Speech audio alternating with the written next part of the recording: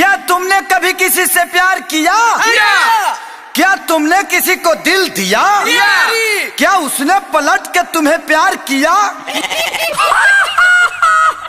का बोल रहे? पीछे देखो। जानू तू जिगिया हमार बियाह होता कपार पीटे जब बैठ के कराला बैजाला। ए मुझसा बोलबा करिया तक का हो गइल सरकारी नौकरी करेला तब का सुनो।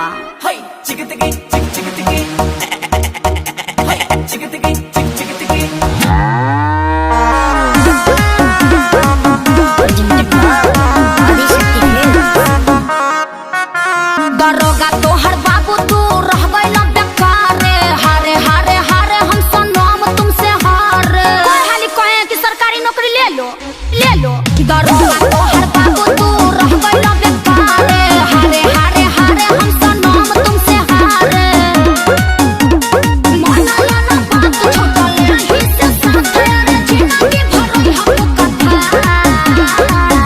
अब हम का बोली, हमरा तो बुझाते नहीं के तहनी के बुझाता। तहार दर्द हमनी के कहते हैं सुना। अरे नौकरी के भर्ती निकालिए मोदी चाचा ढेरे लइका बारे बेरोजगार। तहनी से कम दर्द हमरो नहीं खे बाबू, सुनो सही रे।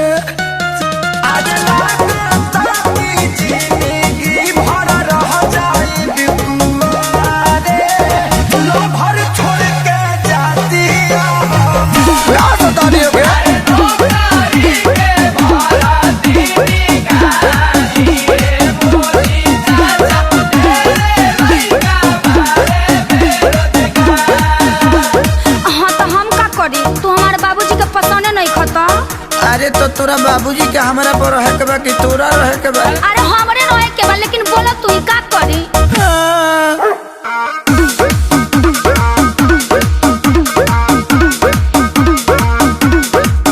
खाली जाना फूला के मीठा खात रहला लागे झूठो खानी भोरे दौड़े जात रहला तहरा जोता के सोना खियाइल नहीं खे लागे कब कोनो फार्म भराइल नहीं खे। अरे हम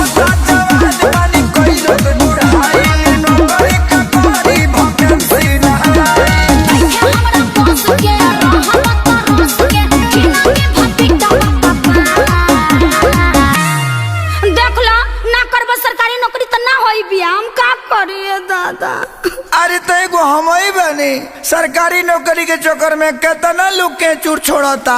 हाँ तो तू छोड़बा का ओकरा साथ ही सोचा तानी। अरे नौकरी के भर्ती निकालिए नीतीश चाचा ढेरे लइका बारे बेरोजगार। अरे मजनू सुनो बड़ा काहे अत्याचार लगाता रहता सुने गोहार सारा अरे हमारी से के अपन बेटी बियाही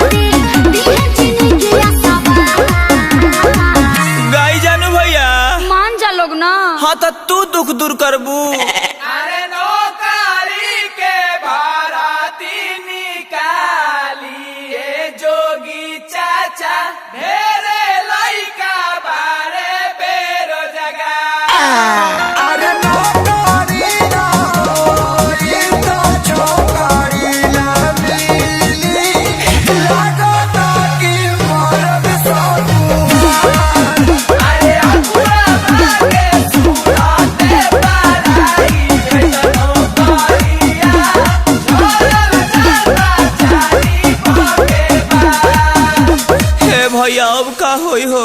अब मारे मुँह के परी। हाँ, ई रहन रही तो कबो माथे मोर ना चढ़ी।